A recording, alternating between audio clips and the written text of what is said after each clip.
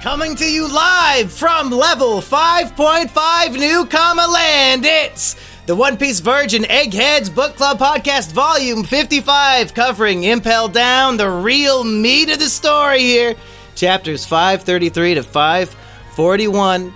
And since this is Volume 55, we are joined by a special guest, but first I want to get to my special co-host. I am, of course, Mumky D. Jones, joined as always by Aggie V. Rodriguez.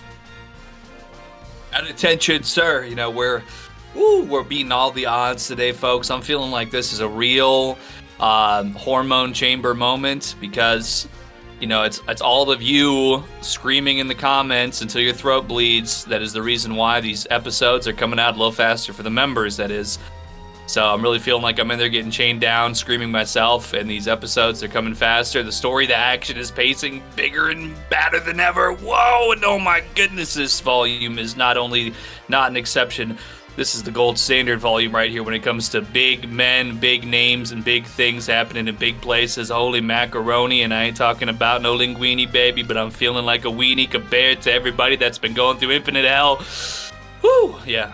And a man who joined us in Volume 40, 15 long volumes ago. What was even happening then? Who can remember? It's Hartsy Protsy. Oftentimes been called pretty toxic during my life. Maybe a little venomous. But if anyone is a little venomous, it's Luffy during these few chapters because, oh boy, he got full with so much poison and venom. I can't believe he pulled through. It's unimaginable. So unimaginable that if you would have told me arcs ago, at one point, Bon Clay will be the main character who carries the story for 4 or 5 chapters. I mean, Luffy really has to get fucked up for that to happen, and it sure does. We'll get to all of that. Plenty of top of mind to get to, but it's a special volume 55. And Aggie, do you remember 10 volumes ago, volume 45, we were with E-Rich. It was the volume where Frankie joins the crew, and you made a stunning prediction. You said, yeah, I don't know, it's volume 45, I don't know about this Frankie guy. I'm guessing 10 volumes from now, he'll be nowhere to be seen. Now, Aggie, I just read volume 55, 10 volumes from then. I didn't see Frankie in here. Was Aggie right? I'm thinking it's real, first off, and I mean, I feel like he's become more ingratiated with the crew than my initial perception would have had me believe. However, at the same time, just like back on Water 7, I'm saying, oh, Usopp, you know, he's over here with Galley Law. Maybe he's having his doubts about sticking with the people. Maybe he's going to do his own thing. There's possible splittage. I feel like right now, is Frankie really going to go out of his way? I mean, he's on the mechanical island of Baltimore. You know, he's probably going to start speaking in that Baltimore accent, talking about skiddly bangs and woodly Jews or whatever they talk about over in Baltimore with their freakish accent of Dutch, Ebonics or whatever mixed it all up. Is that where The Wire takes place? Is Baltimore? Yes, the buyer? Mm-hmm. Mm-hmm. Yes, sir. Hey, speaking of the history of this podcast and Aggie's great prediction, Hartsy, when you were on for Volume 40, that's where you were in your reading of One Piece as a One Piece virgin. Since then, not only have you caught up, but you and I have done many podcasts together without Virgin Aggie, because he's way behind, because I'm forcing him to be, as much as he wants to read 3 volumes a day. So if people don't know, me and Hartsy have been reviewing the new chapters as they come out. I'm not going to spoil what arc it is for Aggie, but if you've been digging what's been happening, me and Hartsy are digging into it. So go check the live stream tab on the channel, or I'm posting them on Spotify as well. All these podcasts are on the Simi and Jimmy Treehouse Spotify page. But Hartsy, you know, you've caught up on One Piece completely since that time. I am. Any vague thoughts to share with Aggie for his 700, 800 chapters to go? Now, how many is it from 600? Are we halfway caught up? With this volume, are we halfway caught up?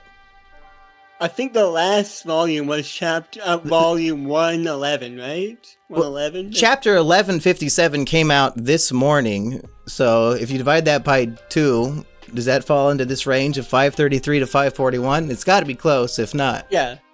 So, Aggie, we're halfway through!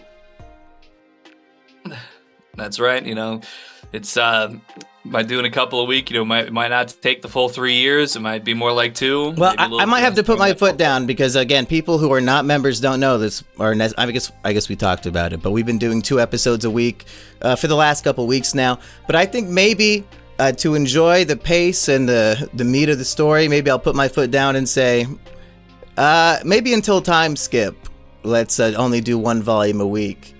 Just, we don't want to... It's about the journey, Iggy, not the destination. We don't want to go too quick and end up like Hartsy now, who's depressed and desperate for more One Piece, but he went through it so fast. He has nothing to enjoy in life now.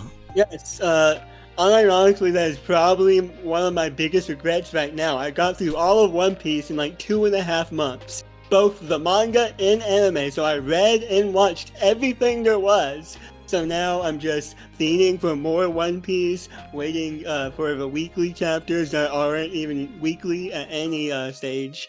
It's so over. Has never been more over for the One Piece fan. Yeah, we picked a bad time to start doing reviews of the new chapters because it's been new chapter, break week, new chapter, break week. It's usually not this bad. But our show's been, I guess, bi-weekly or bi-monthly. Yeah. Technically, I think both are correct terms I somehow. don't know if this is bullshit, but I heard that it's like a holiday season in Japan right now, and that's why there's so many breaks recently. I don't know about that, though. I think this current break might be a little unexpected because he might be overworked, and I heard that the newest chapter might have had some unfinished art.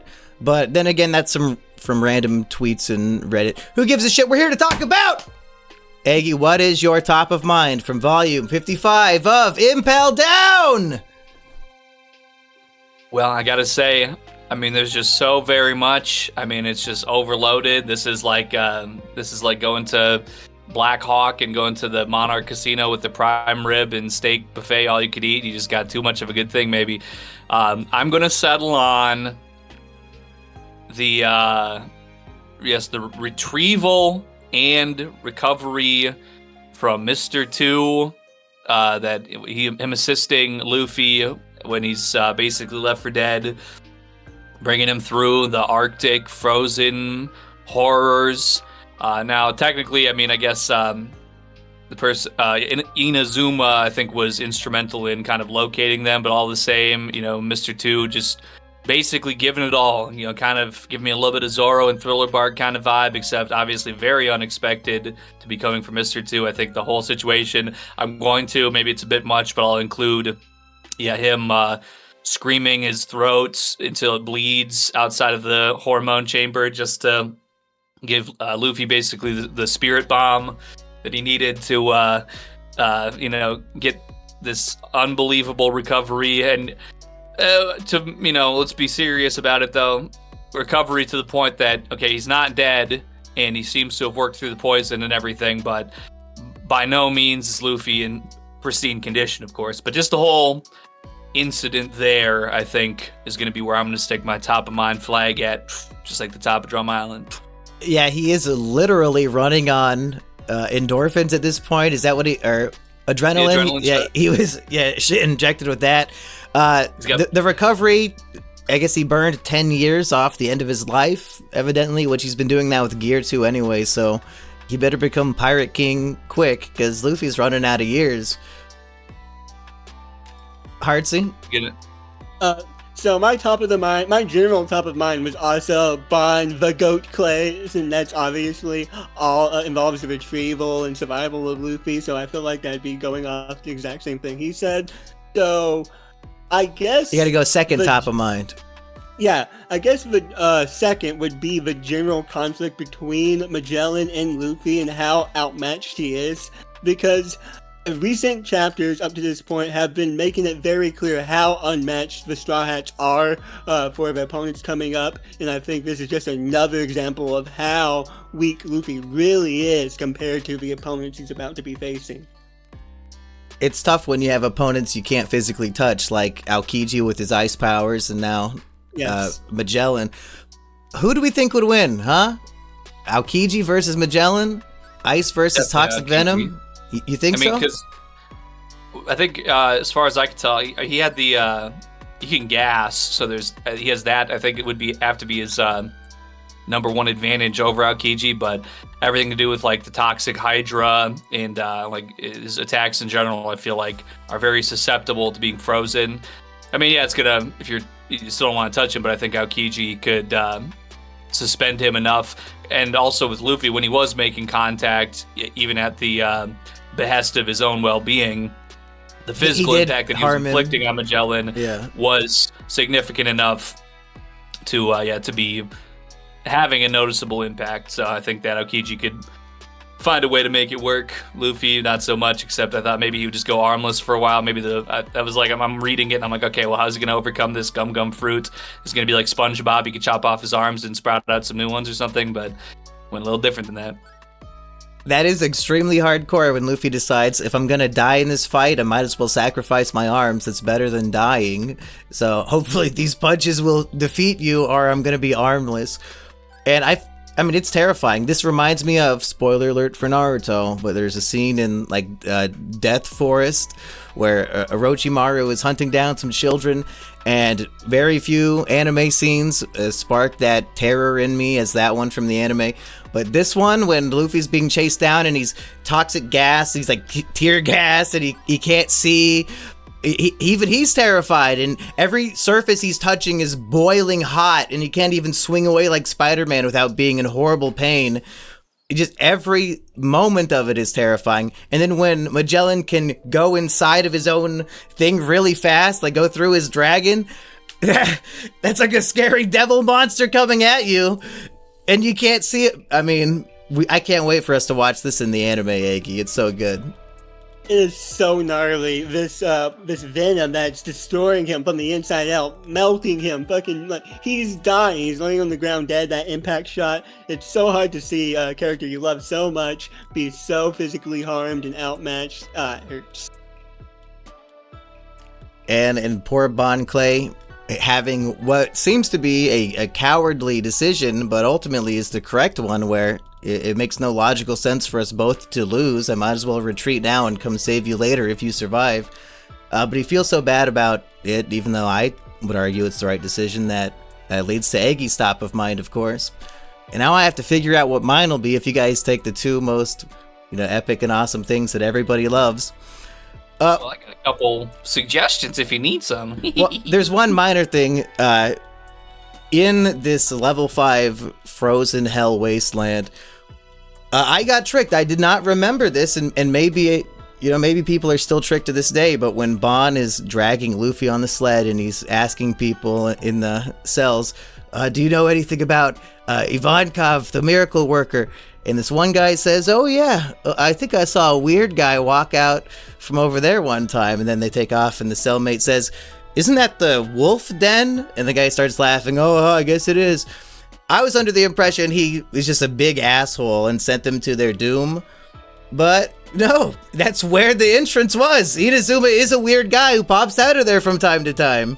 So he's being honest. I liked that. I didn't even. There is some honor among thieves. That's right. Yeah, but I mean, he did start laughing and didn't yell to warn them you're going to the wolf den, but he gave an honest answer. That's good enough. And then that brutal beatdown when the wolves are chomping down on Bon Clay, and it's, if not for the Conqueror's Hockey, it would have been over. This is the lowest point for Luffy, and it's like, how much lower could we go? Like, he's in the pits of hell, dying. But go ahead, Egg, I cut you off. I was going to say,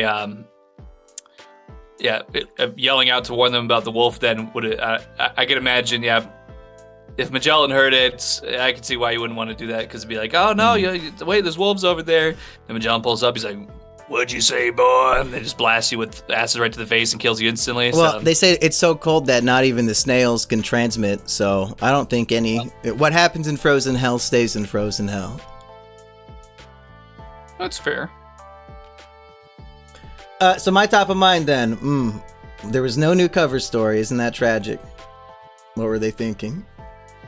What about Homeboy Crocodile joins the troop, and to see his amazing power on Luffy's side, Very unexpected, I guess, in a way. Like, I never thought I would see that day. And it's very cool to have this badass guy as an ally instead of an enemy, because Oda doesn't have to nerf him. Like, Crocodile could easily kill Vivi or most of these people easily if he wanted to. But now that he's just fighting random fodder that we don't care about, we could just see his cutlass completely obliterate people, and it's a lot of cool images. Right. I think when I was first reading through this arc, I was live reacting to you because you mentioned to me it was one of your favorite arcs, so I wanted to give you a play-by-play of my reaction. And I think I described it as a rogue gallery of One Piece up to that point, because we have so many past villains and friendly faces coming together to join on Luffy's side, unlikely alliances, Buggy, Mr. 3, Crocodile, they're all coming together and joining forces for a common goal. Is there a Batman story where he goes into Arkham Asylum and teams up with his old enemies, or does he just fight them? Probably not. I don't know anything about Batman. Okay. That'd be more. Is that the plot of Arkham Asylum, the video game, Eggy? I remember my cousin played that when he built his first gaming computer, but I didn't ever watch him play because I'm just like, oh, hey, cool. Yeah, that game looks kind of cool. And then I just stopped paying attention, did something else. But hopefully when we watch Batman meet Scooby-Doo, maybe they'll reference something in there that'll give me some education. It's all part of the Batman education that I sorely need. But I do agree, though. Is it crazy to think that the Batman meets Scooby-Doo Kino might come out publicly before this podcast does? Because we just worked so far ahead on One Piece.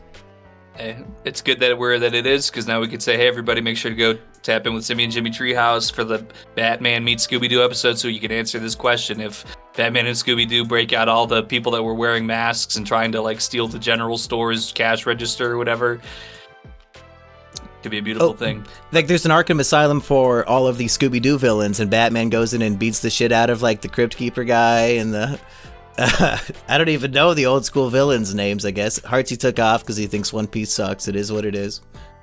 Okay, my new top of mind. We're getting an extreme... This is what, 2009, 2010, that this was published around there.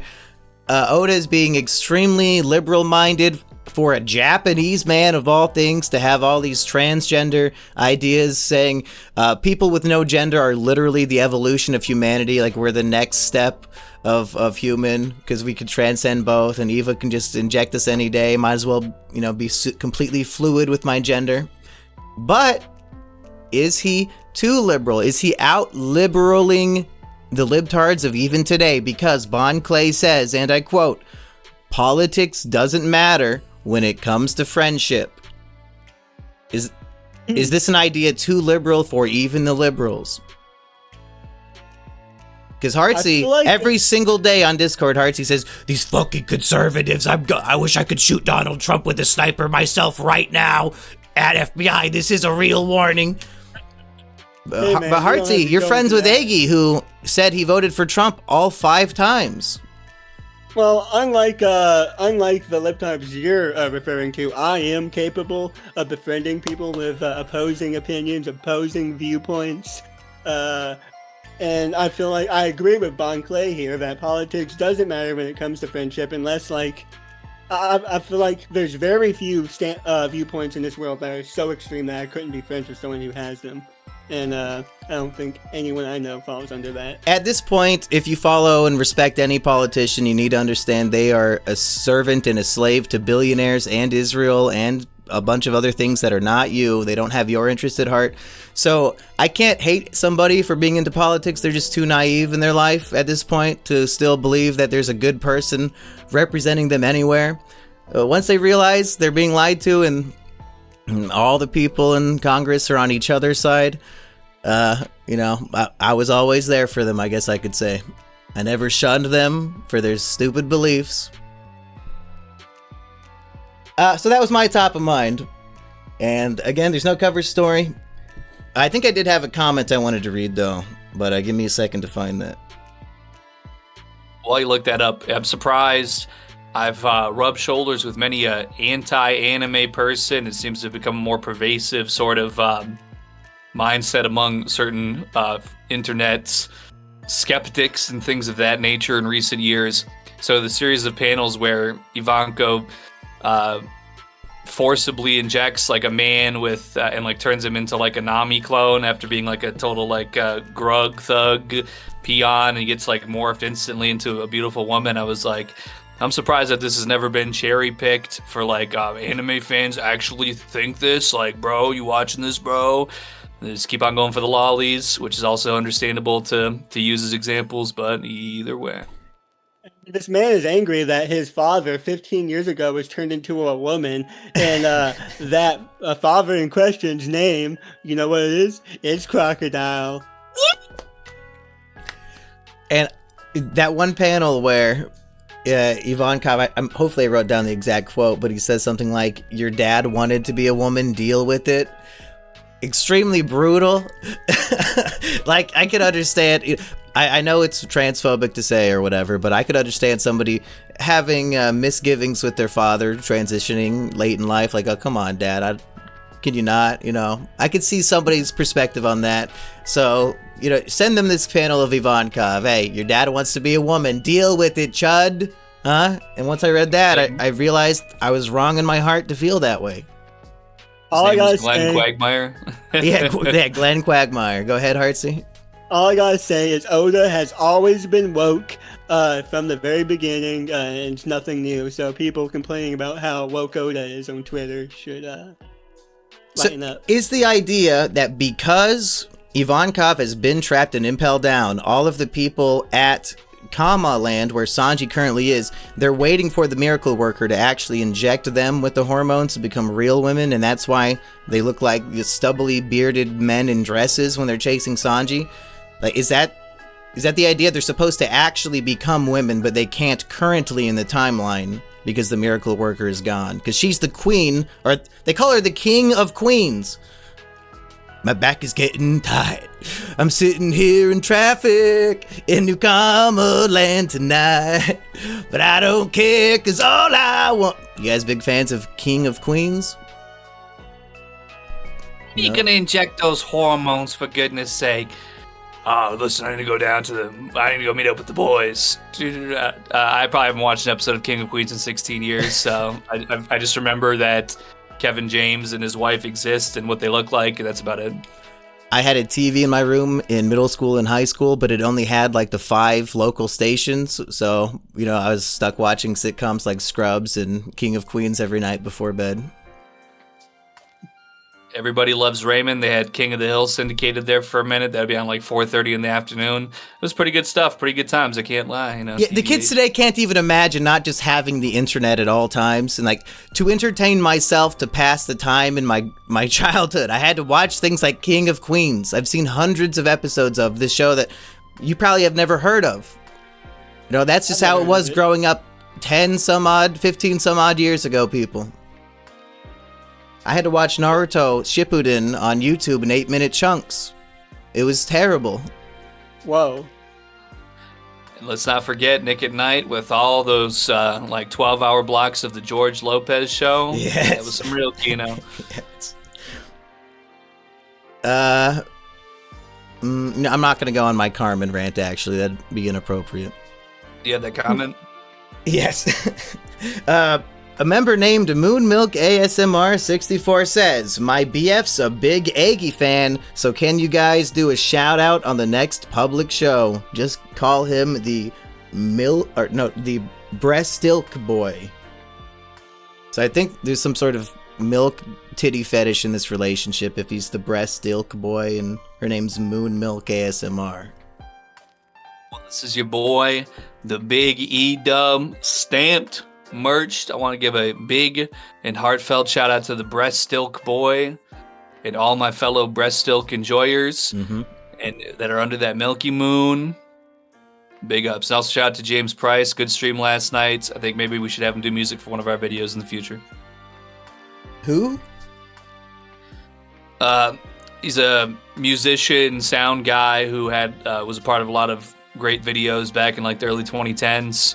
He worked with like Sam Hyde, some of those guys back then. Then they all kind of split up, but he's coming back to it. And I guess we know each other from old stuff. And he was streaming last night, doing some audio work and very educational.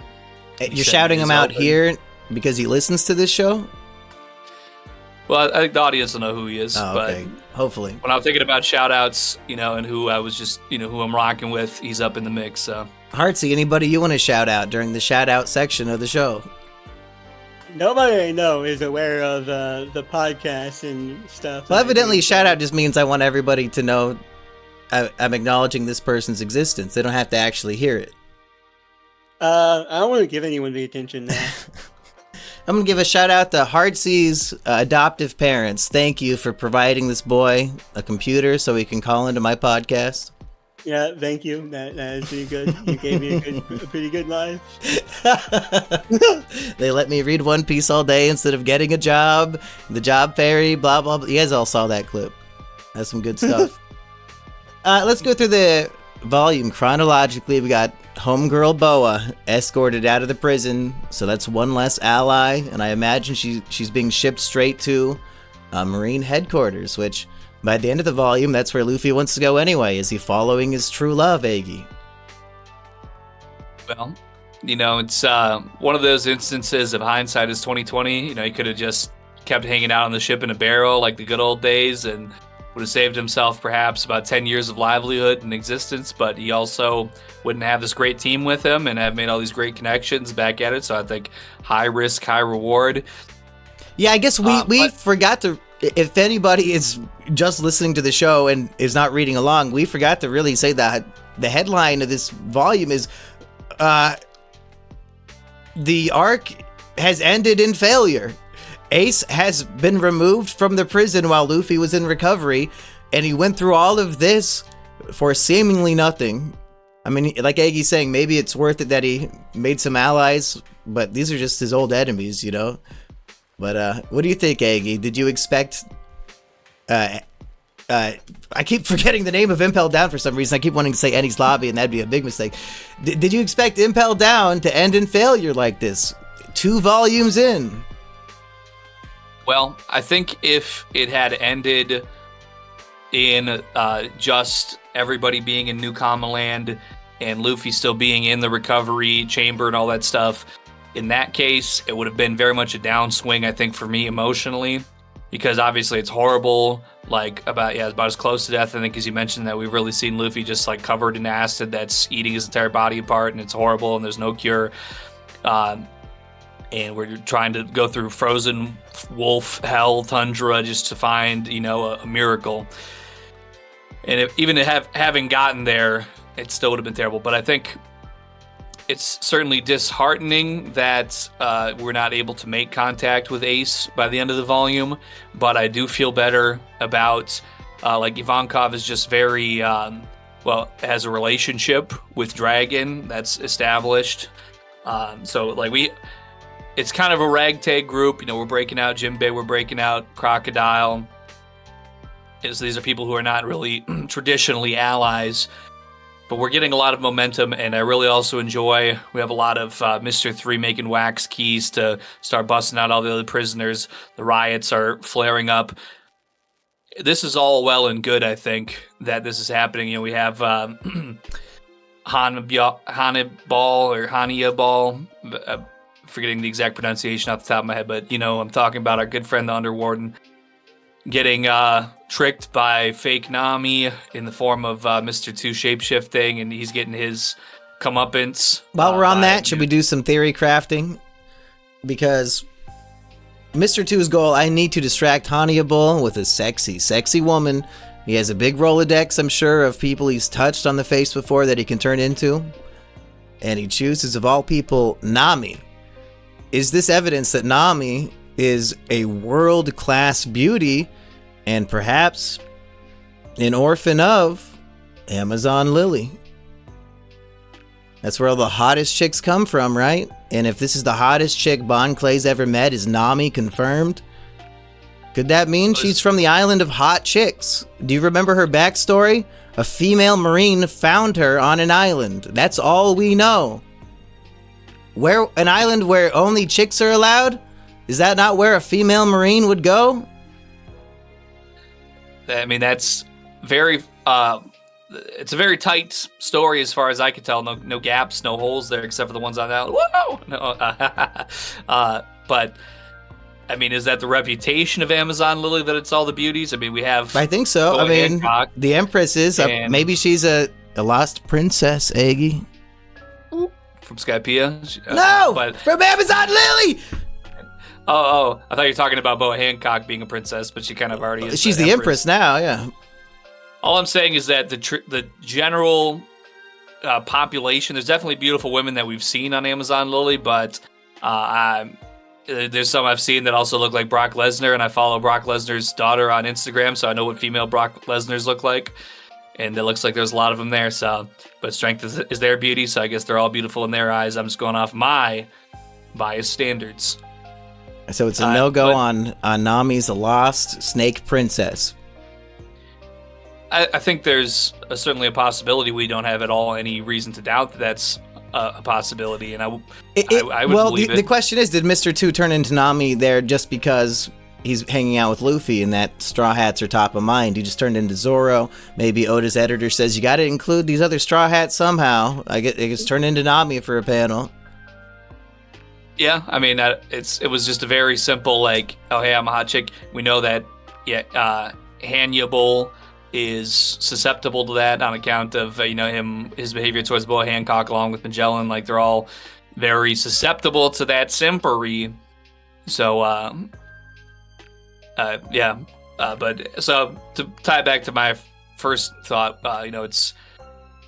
we get enough of an upwards momentum, even though we're in the we're in the cusp of complete failure. There's still enough, just like the Viva paper, there's still just a little bit left, enough to put your finger on that's keeping hope alive, and it's going to be hell to pay for a lot of people regardless. So I'm hyped up enough. I'm caught up in the wave of riotous hype from the ascending levels and all the team of freakish and powerful people that have assembled for this particular purpose.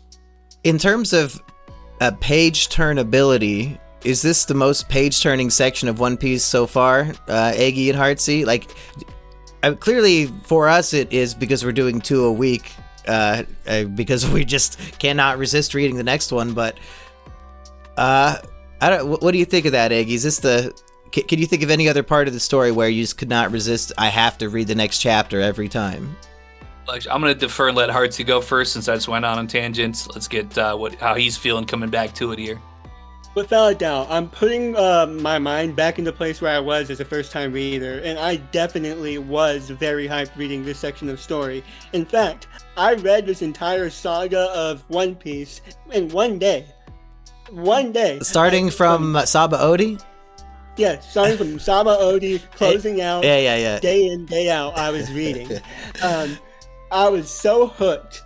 And back to the fact that this arc ends in failure, and what that meant for me at the time. Because up to this point, reading One Piece, there is always an underlining sense of hope and optimism, no matter how dark and bleak the other arcs have gotten. And there is always the knowing that the arc would end in success for our people, for our characters. But ever since Saba Odi, that horrible, disastrous failure, Luffy seeing all of his friends, comrades defeated in front of him, sent away, far away from him, and then him being defeated himself, it's the first time ever that there's a sense of defeat in the series, and ever since that, it hasn't gone away. In this arc, particularly, Luffy just got bodied, almost died, lost 10 years of his life because of said failure, and now the goal has shifted from saving Ace to just getting out of the prison alive. It's bleak, it's terrible, and I'm really hoping to see if things ultimately plan out. If anything, it's so exciting, especially in this volume, that I think the pacing might even be too fast. Like the whole arc of from Luffy losing to Magellan and then recovering, that was like 5 or 6 chapters. Like I feel like that could have been an entire volume on its own, and we could have really breathed in the failure and suffering a little bit more. Because Luffy does, 7 chapters in, he's good to go, screaming for food and eating every crazy feast available in New Kama Land. But it's extremely addictive because every twist and turn of this prison is shocking to me. And I'm going back to the mind of first time reading this in probably 2019, 2020. And I never, ever would have guessed that hidden in Hell Prison, Dante's Inferno prison, is transgender bar where these people are just happily living.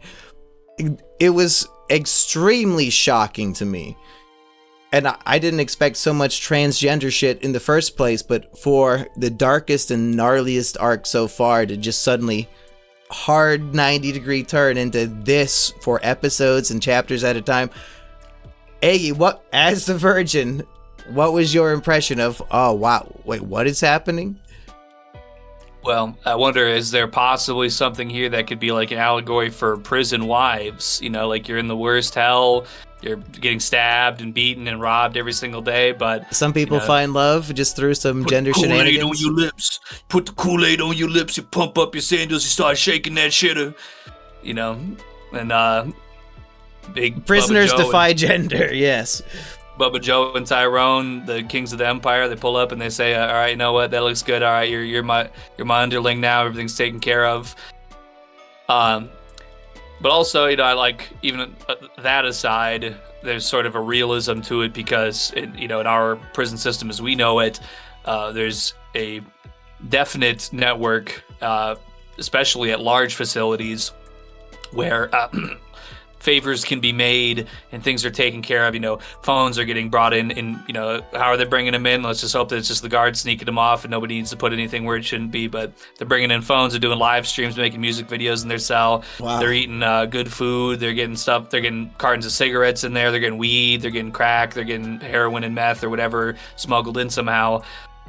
So it's a little grimmer in real life than just a nice cozy spot where they're getting food, medical supplies and stuff in New Kama Land. But it is really prison for some people. They live like a king in there, straight up. That's right, Larry who. But yeah, I mean, I definitely was not expecting really any. Like I said, I think I had seen an image of Ivankov before.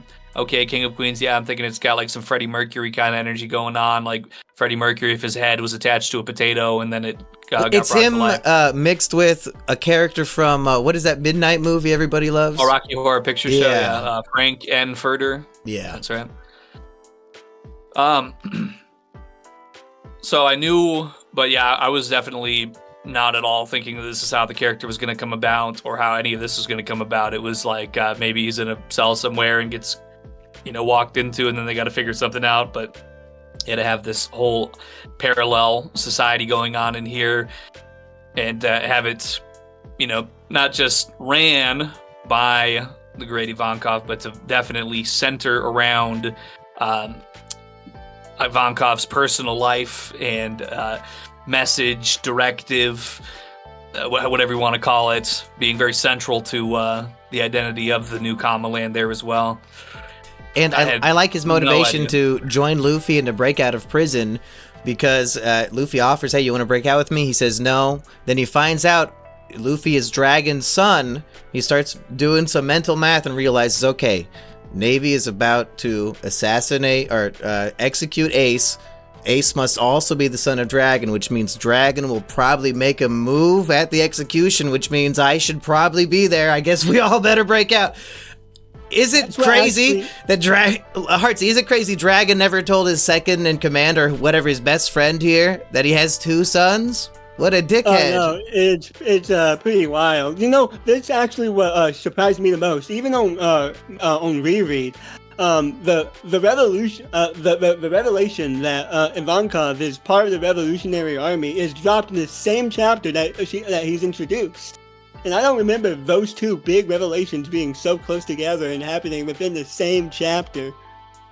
Yeah, Aggie, what do you make of Luffy as the bridge uniting the revolutionaries and the pirates to revolt against the world government? Is Impel Down a microcosm for what the final saga will be?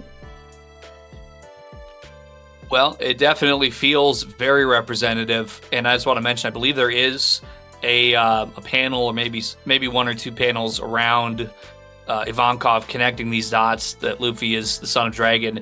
There's like a little flashback where it's sort of there's a suspicion that Dragon had like a family in the East Blue, and I think he's kind of just dismissive of it and like doesn't want to talk about it with Ivankov. So like there might have been an inclination, or at least a strong suspicion, even if it had not been confirmed. But especially when he's always staring east, and then Luffy says, "Yeah, I'm from the East Blue," and Ivankov is so shocked he like goes flying back and breaks through the stone wall. Now Dragon has the reputation in the fan base that his biggest feat, other than jumping on Smoker, is that he stares east. Hey, you know what?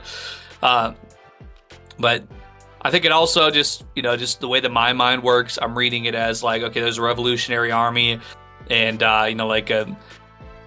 the king of the Trans Island is like helping with the revolt or whatever. Like that seems kind of accurately kind of coded to me. Like yeah, like the civil rights era. It's like all the blacks and gays and whoever is not the straight white man, whoever the straight white man is shitting on, pretty much unites.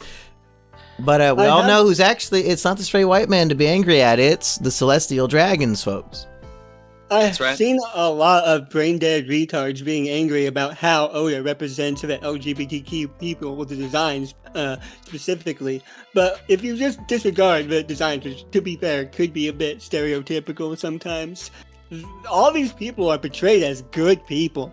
They're portrayed as heroes. They're portrayed as... well, let's discuss this. It might be an argument, because Ivankov says, hey, I don't know if I'm much of a hero. I like to motivate people to fight back and help themselves, which is why I think as a revolutionary, maybe their goal is not just to go be the heroes and save every society, but just to rabble rouse. Both sound correct to me, so I'll assume both are right. But I guess they are, decently good people. I mean, he's forcing transgender surgery on a guy to punish him for shooting a cannonball that he could wink away. What do you think of Death Wink as an attack?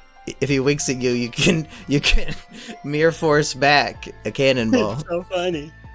I love it. You like that, I love Aggie? seeing it portrayed in the anime too. So funny.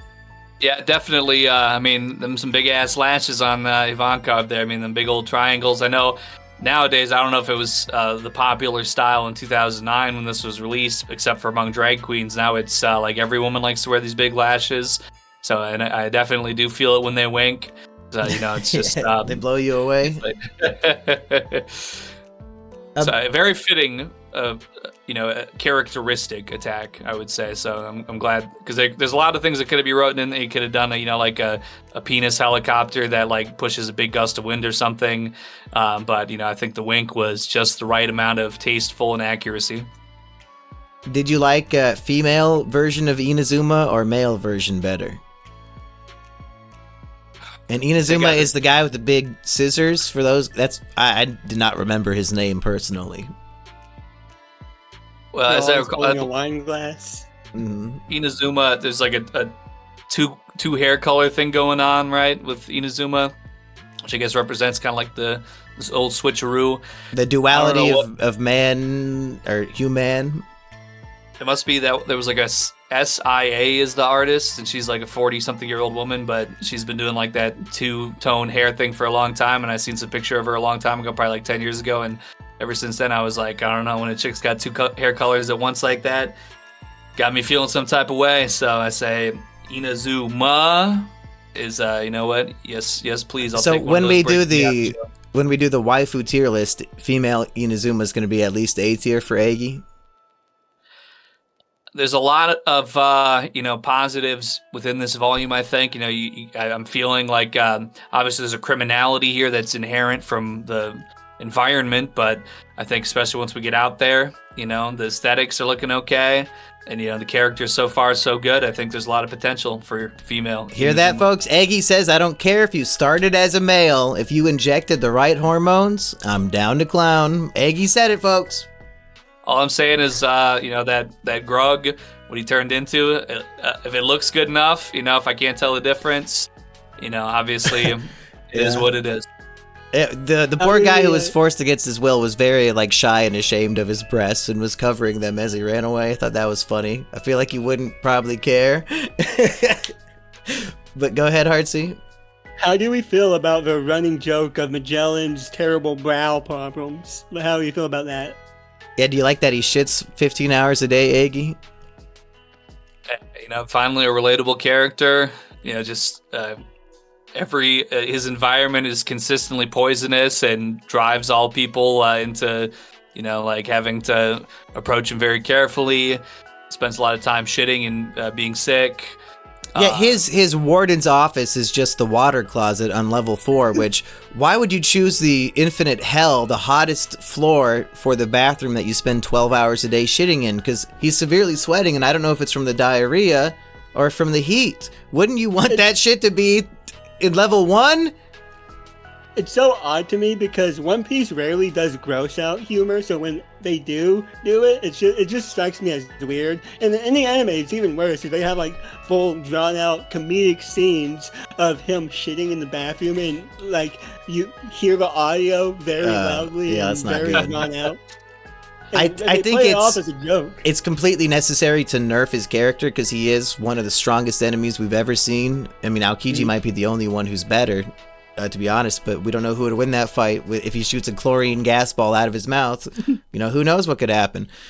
So like a guy this strong, you need to have him preoccupied all but 4 hours a day. Otherwise, I mean, he would just completely crush Luffy. He wouldn't even get one chance to do anything.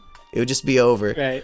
And I'm worried about next volume, because even with Crocodile and this whole new gang, Eggy, if Magellan shows up again, can this gang of 2 warlords and a bunch of underlings and Luffy defeat him this time? I actually feel like Crocodile should be a good match to Magellan, because once again, if he has his poison and his toxic attacks, they seem to be very fluid, very liquid, sort of, no pun intended for what the other 12 hours a day of what he's doing, but there's a lot of poisonous liquid here. I would have to feel like the sand fruit could be good in nullifying or when he's sliding on like the toxic slide or whatever. I mean, you'll go ahead and dehydrate that thing. It's going to poof into dust or whatever. I feel like that's a strong oppositional or at the very least defensive ability there. I don't know if we really got a taste of what Jinbei brings to the table yet. The fishmen, they're kind of it's like built in. They kind of have the. He did some fishman karate where he did like a karate chop, and then what was it, like shock waves from the karate chop just made everybody go crazy. So kind of felt like. Speaking of Jinbei, he was actually first mentioned a very, very, very long time ago in the story, and I'm interested if Eggy remembers when his name was first dropped and talked about. I do not recall. He was mentioned in Arlong Park by the what are the Johnny and Yosaku? Yeah, Johnny and Yosaku. They mentioned Jinbei as one of the 7 warlords and say that he's on par with Arlong in terms of strength. No, on par with Mihawk, because he's a warlord. Yeah, Mihawk. Yeah, Mihawk. Sorry. Well, speaking of old people that were strong and got mentioned a long time ago that I forgot about, we also get some nod to the 4 emperors in the beginning of this volume here. That I think one of the was getting involved with something that was going on. Yeah, Kaido wants to take advantage of the situation and go kill Whitebeard himself, but Shanks interfered and I guess stopped Kaido. But we don't really know anything about Kaido yet. Right. So, hey, while we're learning about people that we've heard about in the past, we're talking about the council, we're talking about the warlords, we're talking about the Whitebeard pirates, but those emperors, they got mentioned, I think, around the same time that after Crocodile's defeat at the round table there with Doflamingo and everybody that was there at that time when they were thinking about who to nominate. So if we get some more information on that, I would be interested, because he's got to be like on a whole other level above everybody else, but I just don't know, because I just don't have that information yet, but... Yeah, we know of 3 of the 4 Yonko at this point, right? Shanks, Whitebeard, and Kaido. We don't know who the 4th one is. I believe that is correct, because if it got mentioned, it would have been at that exact moment that I was talking about. I think when they were talking about when they were brought up in the first place, And I think maybe it might have been around the same time they were talking about or identifying the admirals. That might have been Long Ring, Long Island. I could vaguely recall these instances when they happened, just because it was like a breath of fresh knowledge into the brain, but, it was still quite distant yet at those times. So, like, they might have been out there, but might have slipped my mind a little bit until now. We're slipping on a toxic trail of poison right all the way up back to the top of Impel Down. And I want us to now that we've seen every level of the prison, I want us to compare and contrast, because I have a lot of trouble with level 6 being what it is. These are the most deadly 100 million berry bounty guys. We throw them all into the very bottom of the prison. We erase their record, so it's like they never existed, officially, but it's not like you can wipe the memory of these people existing from the minds of those they affected, so it's almost nonsense to me. If you're asking me, do I want to be in level 6 sitting there doing nothing, and then if they feel like it, they can come kill me, just like every other fucking floor? Or I go into frozen hell, I go into boiling blood lake, where it's 500 degrees, I go to level 3 where it's 180 degrees, level 2 where the ground is made of razor blades. Are you fucking kidding me? Who would not want to be in level 1 or 6? Am I wrong? So it's just like real life, where the people who are the most minute offenders get horribly, extremely over punishing sentences, and the people who steal like $10 billion and kill entire countries worth of people, they just get like a comfortable, cozy cell where they get whatever they need. Like a guy uses a $20 counterfeit bill, the state kills him for it. Bernie Madoff with all of our money. He's probably in some cushy mansion right now. Yeah, so the level of razor wire and spikes is for like drug offenders. And level 6 is for Epstein level people. Yeah, which, maybe I'm stupid for arguing with Chat GPT and I should use my time talking to humans, but I was trying to figure out do people consider level 6 to be worse than the others? This is like, it makes sense to me. And it was trying to argue, well, it's worse because they erased the history of you into a pirate. That means more. I don't know. Physical torture endlessly, in my opinion. Maybe it's because I've had 18 YouTube channels erased in the past, so like I'm not so affected emotionally by my legacy being erased from history. It is what it is, YouTube. So maybe I just can't relate, but I would much rather be where Crocodile is than where fucking Bon Clay was. Well, I want to take a quote here from chapter 538 when we're talking about level 6, because there could be something here, maybe more to it than what we understand. I think this is from Ivankov, says, only the worst prisoners go to level 6. The pirate Catalina Devon, great battleship San Juan Wolf, and Vasco Shot. These are pirates who shook the world. So, it's when we talk about their legacies being erased, I think possibly this could be, I don't know anything about these people, obviously, or if they'll ever mean anything at all. But if these are people who are like at the Luffy's level of burning the world government flag on like a siege of Eni's lobby and taking your most valuable prisoner and escaping, getting away from you, beating up your royal blood and still escaping once more and just repeatedly tearing you apart from so many different ways. Maybe the legacies, if these were like Gold Roger tier people who his legacy was enough to shake the world and launch the golden age of piracy here, if these people had that kind of legacy that could do something like that, maybe negating their legacy is more beneficial to anybody in the government than any torture could ever be. Possibly. Just spitballing here. But can't they tackle some, throw some torture on top of it as well, in addition to removing your legacy from the world?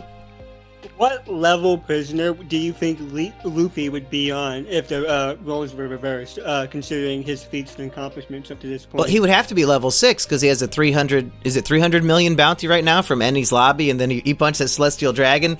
He's fit for execution. I mean, Kizaru was so pissed that they got away that he evidently arrested 500 pirates, We didn't talk about that last volume. Do we think any of our new friends like Law or Kid were among those 500 who Sengoku said just throw them into a fucking slave labor camp?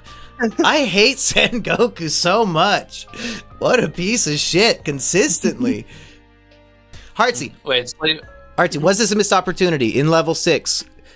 Should Oda have had just one brief panel of Bon Clay and... Wait, Bon Clay... Was Bon Clay in level 6 with them, or was he still recovering? He went with them, didn't he? Yeah, he did. Should they have had one panel of Bon Clay and Katarina Devon maybe just looking at each other? Just as very subtle. Oda letting us know he's got it all planned out. Would that have been good? Because we were told she was there. Why not? I mean, I would applaud. Hey, speaking of such things, Eggy, what do you make of this? Ivankov says, "Oh, Crocodile. We go way back. What's up, my dear old friend Crocodile? Oh, we can trust him because I know his secret weakness." And Crocodile's pissed. "You motherfucker." And I'm thinking, well, I know his weakness is getting wet because he's made of sand, but this seems to imply it's a different one. Well, you know, the way, I don't know, maybe I've got something sick in my brain. Yeah, I think I do. But the way that my immediate reaction to that was, Crocodile's rendezvousing on Kamabaka Island with a lot of beautiful women over there and having the time of his life. And, maybe he was on, Kamabaka Steen Island in the Blue Temple with a lot of beautiful women, and maybe there was a few paintings done or something that he's not very proud of, perhaps, something along those lines. Maybe he's all laid out with an apple over certain parts of his body, or whatever Bill Clinton did, I forget, but... Well, the theory a lot of people jump to the conclusion of is that, hey, in this very volume, we see who has the power to change people's gender, and then who's the character who says, hey, my name is Sir Crocodile. I'm a man, and that's important to my identity. I'm Sir Crocodile. Yeah, could it be? It used to be Madam Crocodile way back when? That's what a lot of people, including me, would like to believe.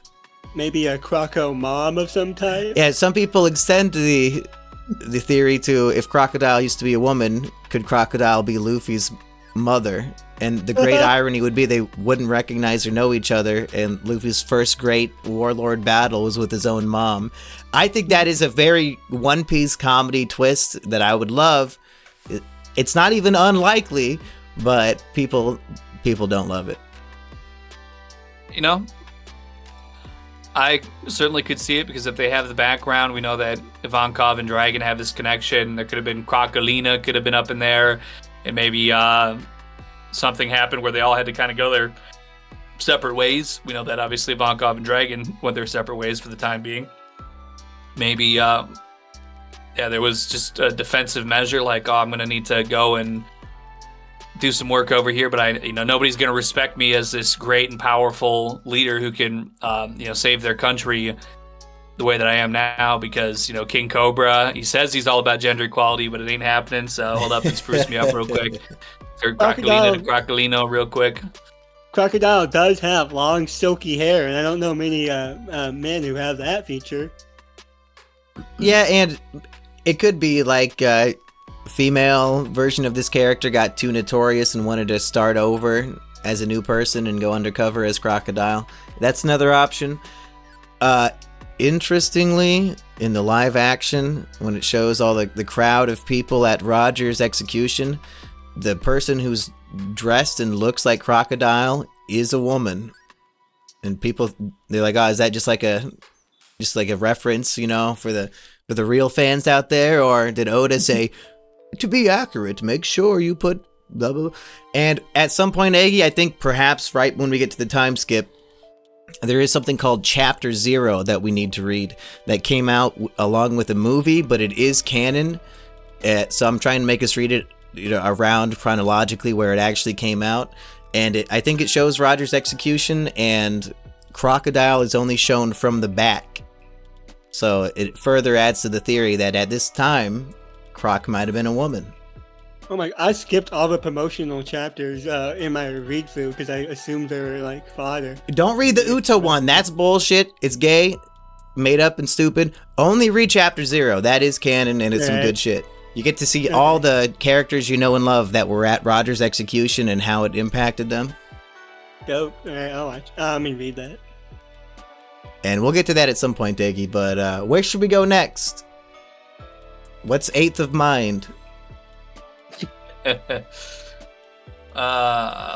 me think here. Let's see. We talked about Crocodile linking up. We talked about the connection with Crocodile and Ivankov. We're just talking about that now. Magellan's power. I guess just we've seen Magellan up to this point, but there's that particular panel. I thought it's so good and it's so Luffy coded, and it just comes in right before the savagery. It makes it so good. But Luffy is following his nose to a delicious smell because he's time to have something to eat. And again, why is the kitchen on level 4? Why is the bathroom and the kitchen in the hottest place in the prison? These people are brain dead. The heat lamp. You gotta, you don't want to get no food poisoning. It's way too hot. It's gonna be like rusted caged chicken wings. It'll be nothing but char. Hey, you know what? Fucking demons probably like to eat that, and the prisoners, that's what they deserve, I guess.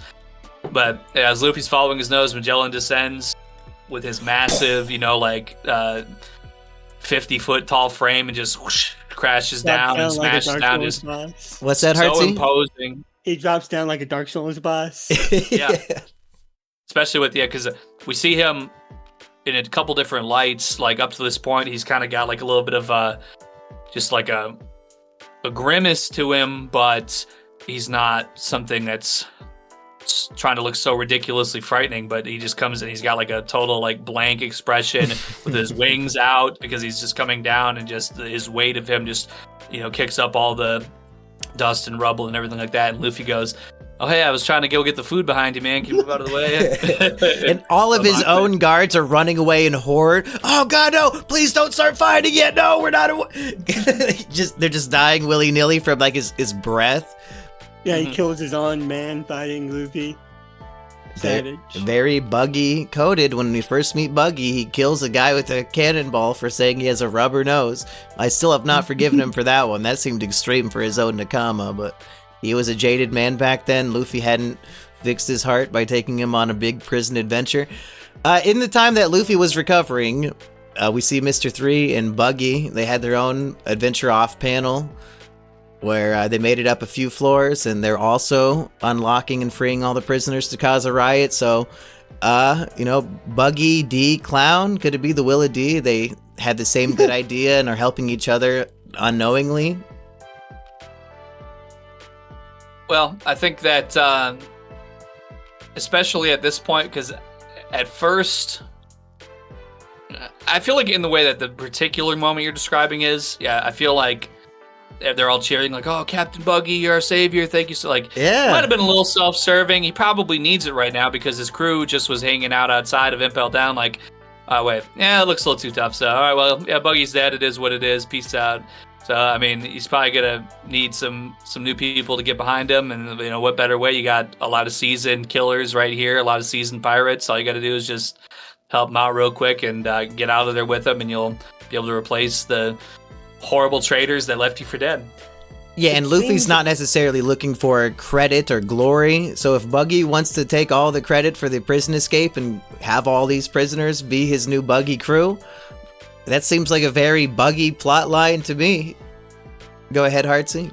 It seems the plan now is to cause as much commotion and chaos on their way out as a distraction and as fodder to give them more space to get out. So that's why they're freeing the prisoners. That's why they're fighting all these fodder enemies. Just as loud, as proud, and as chaotic as possible. And I really enjoy that. Yeah, Aggie, let's get some predictions, because that's pretty much where this volume ends, is just absolute chaos of them stomping their way through the prison with just amazing panels of all these awesome villain characters fighting alongside Luffy. I mean, I just love it so much. Why do I love the villains in this so much? I'd rather see this than the Straw Hats fighting their way with Luffy through the prison. But go ahead, whoever wants to take it from there. Predictions, that's right, Aggie. Where are we going from here with Impel Down? I mean, Magellan's still pretty much at full strength unless he's going to be like too busy shitting. I mean, I was expecting by the very end of chapter 541, at the conclusion of the volume, that maybe would end with like Magellan kind of dropping in again. Because I feel like as far as everybody goes, we've had from the beginning, we had the Blue Gories. Oh, those suck. The Jailer Beasts. I think because we had in chapter 533, you have like the Zebra Beast, the Hippo, and like the Rhino. There's all these Jailer Beasts who are supposed to be like the strongest. We defeated the Minotaur. I feel like really the only person who's on the ground here that's going to be able to really have an impact yet. I mean, yeah, okay, the regular old prisoners, the nobodies, they can be handled. But if we have all the Straw Hats, we have Straw Hats and Straw Hat Luffy, and all these level 6ers, the full trans army, Ivankov, everybody just overwhelming. I feel like there's going to be a lot of possibilities unless they're like trying to drop the floor out into the razor fields and everything again. There's just such a front-loaded charge here that I don't think anybody but Magellan shooting off some gas to like weed out all the weaklings or whatever is going to do anything to thin the herd of everybody that's coming up behind Straw Hats anyway, because I think there's still some that are just out on their floors and maybe rioting. They could either be heading out, maybe they, fighting maybe a little bit amongst themselves or something. We're not getting a lot of context other than that they are being freed and they're all starting to riot and they're going up against the guards. And that's pretty much what my thought process is like Magellan, I think, is really the only hope here for Impel Down to be able to do anything as far as who's on hand at the moment that we've seen. Obviously, we still have Navy personnel that are near enough that if they needed to quick draw in somebody to try and quell this uprising, it would not be particularly difficult, I don't think. They just are getting really overwhelmed with this very sudden explosion of ultra-powerful inmates who are all rushing to the top at once. Hartsy, any fake predictions for you from when you were a virgin reader, like, 2 months ago? I honestly cannot remember what I was thinking at the time. What I was predicting at the time. I guess you didn't have time to predict because you read it all in one day. I read it all in one day, yeah. I had no predictions to really go off of. What do you think of this quote from Ivankov? Miracles only happen to those who never give up. I've seen some much the story of my life. I've seen some pretty good things happen to people who didn't deserve it, to be fair.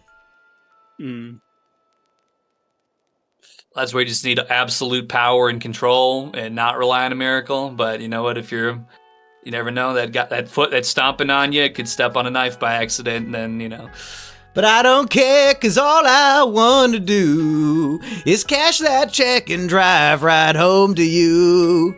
'Cause baby, all my life I will be driving home to you. Hey, at the end of this volume, it was, I believe, the 4th or 5th ever popularity character contest of the Japanese children giving their opinions. And people in the comments wanted us to talk about the last one, and we kind of didn't. Should we talk about some of these rankings here, and if we agree with them?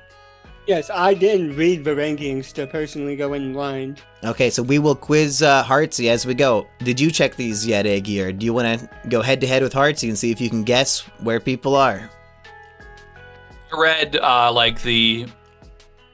what was it? I guess they had portraits for most of them, but I pretty much just read up to I think the top 20. Okay, well, and we don't have to go through every single one, but some of these are kind of funny once you get down. But number 1, Hartsy, who do you think? Luffy. It's always Luffy. I don't think he's ever lost. And has second place ever not been second place, at least so far, chronologically? I don't believe so, no. It's always been the good old Masad. Zoro? And then, of course, Sanji. So we got our monster trio as everybody's top 3. They love the 3 hero fighters. 4th place, who do you think would be 4th place, Hartsy? Okay, I'm going to go out on a limb And you mentioned that Law was super popular as soon as he was introduced. I think he's in the top 10, probably. Number 4. It's not any of the other Straw Hats, because like Usopp, Nami, Robin, Frankie, Brook, none of them are that popular of characters. So I'm going to say Law. Aggie, do you want to break it to him? Well, it is. I don't think it's certainly not Nami, Frankie, Usopp, because who cares about those losers? We have our truest hero of all time, Tony Chopper, coming in at number 4. Really? Way too high. Really? What has he done lately? Huh? He turned into beast mode Chopper at Sabaody. What else did he fucking do? Eat some cotton candy at Adventureland? I don't give a shit. I love Chopper, but top 4? What? It's not even recency bias. If they did this quiz during Impel Down, why is Chopper still top of mind for these people? That's insane. It says right here, everyone keeps saying how cute he is. Well, I mean, he do be kind of cute, though, when I was just playing some of that Unlimited Adventure and, get to hear some of that voice acting that I miss sorely just by going manga only. He's being horribly endangered, and you're just like, aww.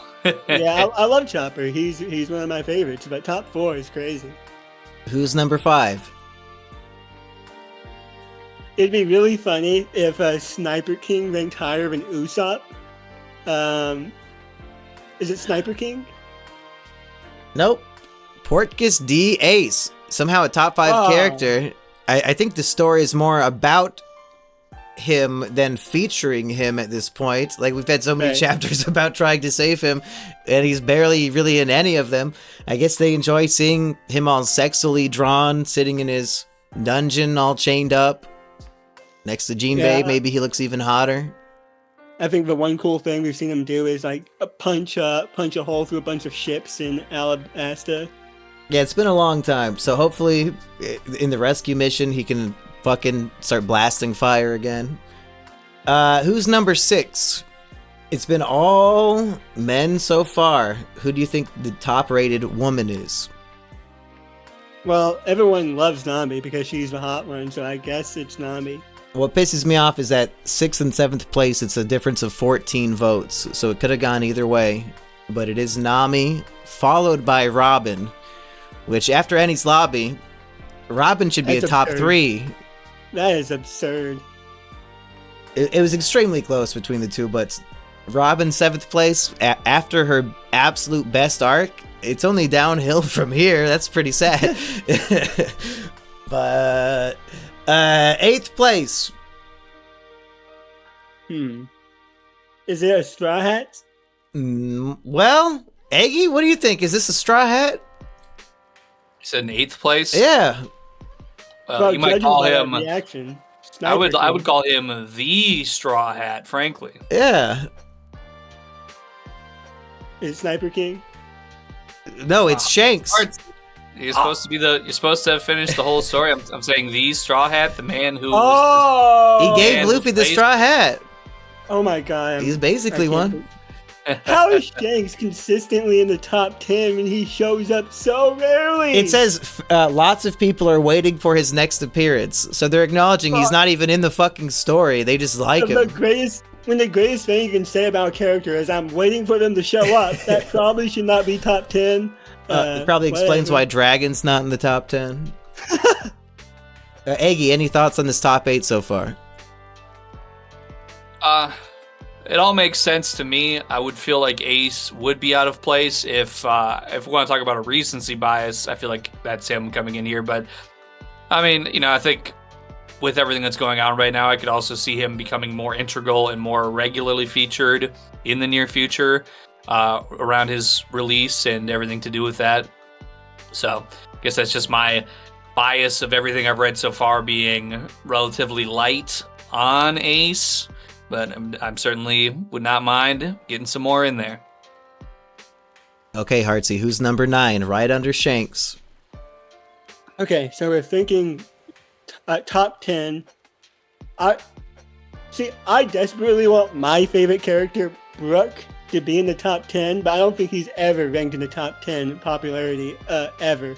I got my Brooke poster hanging right above this monitor. If any Straw Hat is going to be next, I want it to be him. But Well, you're right. So. It is Brooke. Oh! Brooke's number 9. And I think you can guess number 10 because you already guessed him earlier. Law. Yep, Law's the... So that's... I'm happy with Brooke and Law being in the top 10. But... Right. 11th, I think, should have definitely been in the top 10 over Ace, certainly. Who do you think 11 is?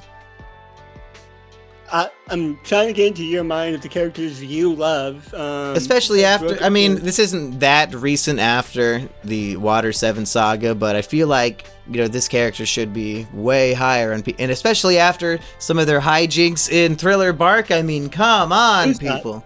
Usopp! How is Usopp so low after he fought against Luffy, had the most amazing arc we've seen in One Piece? He's always negative. I don't know. 2 of my favorite characters are always consistently pulling near the bottom of these tier lists, and that's Usopp and Brooke. Love those 2 to death. We'd love to see more love for them. Okay, we don't need to go through every single one at this point, but if you guys want to look through and see if there's anything shocking to you. Oh, yes, I have something that I simply must speak on. You want to know who is number 170? Despite that's pretty such low. I mean, it's frankly, it's unacceptable in my opinion. Hachi is number 170. Wow. After he just was such a catalyst at the Archipelago. He had a full-fledged cover story. Was friends with Silver's Rayleigh and the Oro Jackson crew, apparently. Or at least was there for Rayleigh anyway. I mean, just... Yeah, and, Papagu, the Starfish Man, is 59th. He's like 100 higher than Hachi. Kung Fu Jugong is 88. He's 82 places ahead of fucking Hachi. I don't even know who's Itachi. I don't even know what the hell that even is. Oda himself. Oda is 31. The author should not count as a fucking character. That's bullshit. Obviously, he's my favorite because he made all of the people. Is St. Charlos on here? Oh, I hope so. He's probably like the bottom 180. What if he's higher than Hachi? Because a bunch of reactors voted. That would be cool. Somebody look for St. Charlos.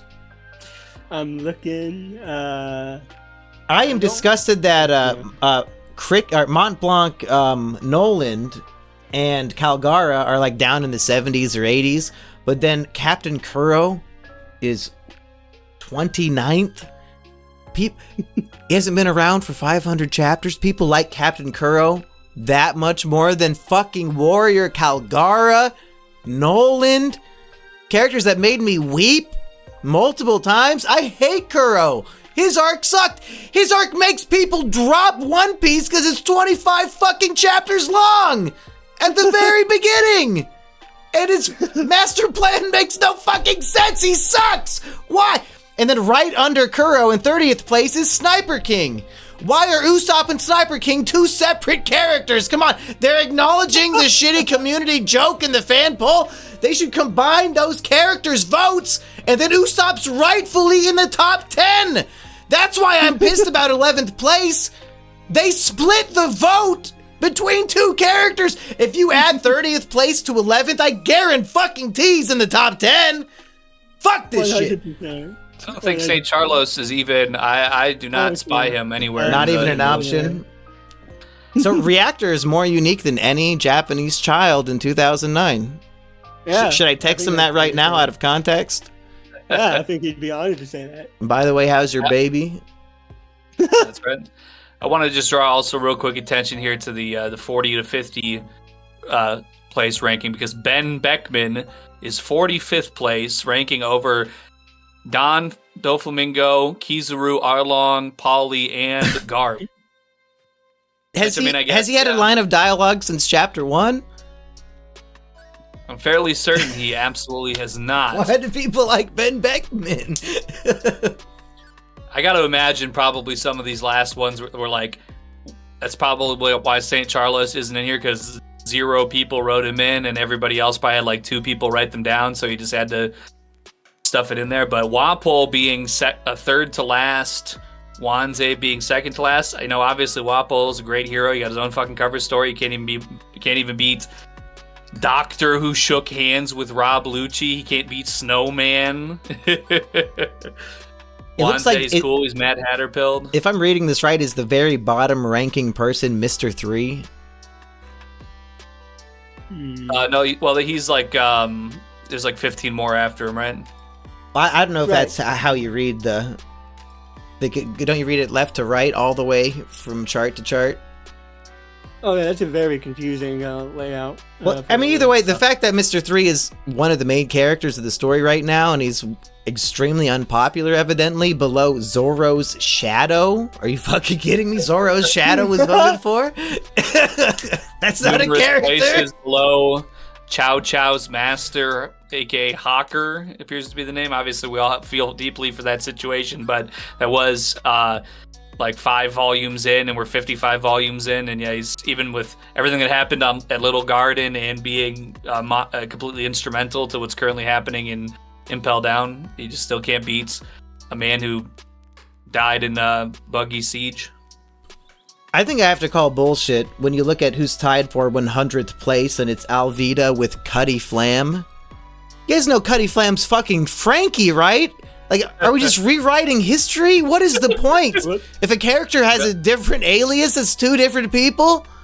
I would also like to, while you were mentioning it, we have, I think the whole entire list here should be called into question, because we also have Krieg and Don Krieg, Yarrow and Yoro. Are those even 2 different people? I don't know. Yeah, who's Krieg without Don Krieg? I don't remember that character. Panda Man, the joke background character, ranks higher than Blackbeard. Well, he does have more appearances in the story, to be fair. I'm shocked that Richie the Lion is 34.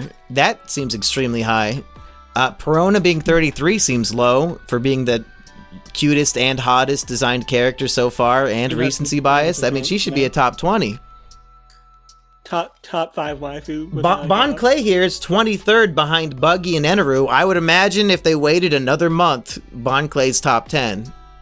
Right. And that would have been his best chance to be in the top 10, because I don't know if he's still relevant or top of mind when they do another poll like 5 years from now. Right. Rouge is 24th place? Rouge? Over Marigo? We're 1157 chapters in. I still don't know anything about him. Are you fucking kidding me? But he had aura, though. Yeah. I'm happy to see we do have 2 characters of equal importance tied at the 73rd spot. I should say there's actually a 3-way tie between Monkey D. Dragon, Mont Blanc Cricket, and Gaimon. Honestly, Gaimon and Cricket deserve better. The fact that Gaimon's 73, that seems kind of low for a good meme character. I feel like he should replace Richie in 34th place as an early story meme. And he's being defeated by Kumasi, who's Perona's like the bear that they hid inside of. What were you saying, Hartsy? Am I reading this wrong, or is the scan I'm reading jumping from 16th place to 21st place? I don't see anything before 21 until 16. Huh. Yeah, you gotta scroll around. It's weirdly formatted in a way. Okay. Anything else worth getting angry about in here? Karu's only 53rd place, above Kobe. I'm just happy my boy Brooke is in the top 10 for like probably the first and only time ever. Foxy gets 56th place. That's pretty high for I thought a lot of people hated that character, but maybe Japanese kids had a better sense of humor than bitchy adults online. Yeah, this was around the time that who's the guy that does Squidbillies, that his name's not coming to mind for me right off the top of my head, but that particular musician who resembles Foxy physically, maybe that might have helped, given him some little bit of boost in the polls there. But I think at the end of the day, I was quick to be shocked by some of these, but when I really think about it, I'm seeing what appears to be multiple spellings of the same character's names. There's literally somebody that's called question mark. I don't even know what the hell that would even be. Auction number 151 is something that placed above like dozens of real characters. I think this was probably just Japanese children writing anything and Oda trying to figure out how to put it in. Yeah. They might have been trolling to see like the most obscure thing they could submit. Any final thoughts on this, boys? The Merry-Go is 25th above, I think the Thousand Sunny is it quite a bit lower than the Merry? Did he make a mistake replacing the ship? My cat is begging to be let into my room. Oh boy. Let him in. It'll take a little more time. I mean, listen, I really like the Thousand Sunny right off the rip. It was very appealing. It's got a lot of functionality. I'd rather be on the Thousand Sunny for sure. Yeah. It's like a paradise boat. We're still holding on to a lot of great memories. I think the Japanese children will come to appreciate the Thousand Sunny more in time.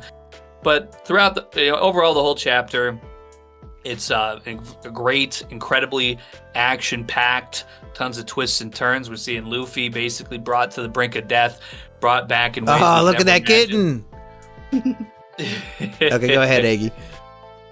Getting injected with the adrenaline shot like Pulp Fiction right to the chest. He's got just a certain amount of hours before he's going to go in coma, basically needing to recover all types of manners for however long. Time is on the clock. Ace, they're scooping him out, running him into the elevator, quick, running up to the top. They're giving chase with all of the greatest criminals from the most deep and destructive part. We have Shinryu of the water, who was known as a horrible butcher that tortured all the prisoners to death. He's looking like M. Bison in this like shadowy visage. The guards are quaking in their boots. Well, I guess we might have to let him out to help. So that guy's probably bringing up the rear. They say he's as deadly as Magellan, and so if we have two Magellan-like characters chasing after Luffy and the gang, are we gonna have a hell of a time next volume?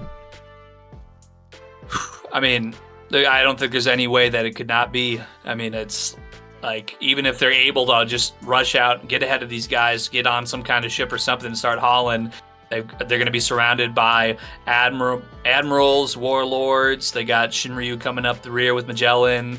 They got, who knows, Whitebeard and Dragon that might be pulling up to start going crazy. Like, every single panel is just more and more intense, more and more tension and suspense, and oh my goodness, you just don't even know what's going to happen next. And frankly, you really truly don't know, because in Hartsy, I'm not going to spoil, but there's a certain encounter, probably not even 2 chapters from now, that I'm hyped as fuck for. Somebody you would not expect to show up in Impel Down might be popping in to say hello. And it's just as fucking... Oh, it's so epic. I can't wait. But we have to wait. We have to slow down, Aggie. We have to wait until next Wednesday to record again. Can you hold off for 5 days of reading? Well, I want to say this, because I think I said in the last episode that I was going to be tracking my Unlimited Adventure gameplay in the Measly Crew Discord, and I have not played any more of that in the last couple of days. But I think that's what I'll use to sort of chew on for my One Piece fix in order to hold myself away from the story until a few more days have passed, when it's going to be time to do the reading for the recording. So apologies I didn't get any updates in the last couple days, but just make sure that if you haven't joined, you should, but if you are a member and you're interested in what that game has to offer, we'll be bringing those updates here in the very near future. Hartsy, I just realized the better way to turn the popularity poll into a game show for you. I'm going to name 2 characters, and you have to tell me which one you think is ranked higher. Okay? Who's ranked higher? Chow Chow the dog from Orangetown, or the hiking bear from Drum Kingdom? People love a sad dog story. Is Chow Chow higher? The hiking bear is quite a few places higher. Yes, shocking. Dang. Okay, who is higher? Let's go Gin, the best character from the Baratier. Gin or Diaz Drake, the guy who turns into a dinosaur. Oh, come on. This is aimed at, this is Japanese boys. What will Japanese boys find cooler? A guy who can turn into a dinosaur, without a doubt. It has to be Drake. Yeah, he's 30, 40 places higher. I mean, in terms of character writing, it's no question that Gin is the more interesting and exciting character. Recency bias and dinosaurs are a dangerous thing. Right. We're talking about like young boys here. They're going to be voting for dinosaurs. Who's ranked higher, Dr. Hiraluk or Karu? Ooh. And Eggy, if you don't know the answer, you can weigh in too, but you've been looking at the list, so you might just subconsciously know them at this point. That's correct, yeah. I'm going to defer to Hartsy. Okay. He had a pretty extensive and emotionally charged backstory. I gotta give it to him. Hiraluk over Karu? That is correct. Yes. Hey folks, if you want to hear me and Hartsy talk about the new chapters, tune in every Sunday when a new chapter comes out. We discuss the fan translation and the official one to, really give you the hot scoop on what's going on. And any teasers, have you read the new chapter that just came out this morning, Hartsy, or maybe last night? I'm gonna do so right after. Okay. We get done. I was gonna have you give Eggy the super spoiler of the episode, where you give a spoiler that doesn't actually spoil anything. But if you haven't read it, you can't do it. No. Okay. Here's the super spoiler. The treasure is revealed. Dun dun dun! Oh my God! What could that mean? There's only one treasure I know about. I heard that it's hidden in one piece somewhere, one place rather. What about Captain John's treasure that Buggy's looking for, huh? You ever think about that? It was not my first thought, but I guess it has been brought up recently, so it's in there. It was crucial to Buggy's character here. He only helped Luffy temporarily to get the map. Any final thoughts on this volume, boys, before we say goodbye? I think I covered mine at TBH. You good, Hartsy? You got anything to plug?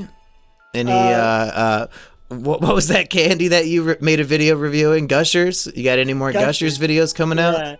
No Gushers videos, but I will be streaming video games on my channel, like The Binding of Isaac, and I plan to do blind playthroughs of some One Piece games that I have stocked up in my Steam library currently. And eventually, when I get bored of streaming, I might make a video. Who knows? Stay tuned, folks, and we'll be back next week with more Impel Down. Peace, people.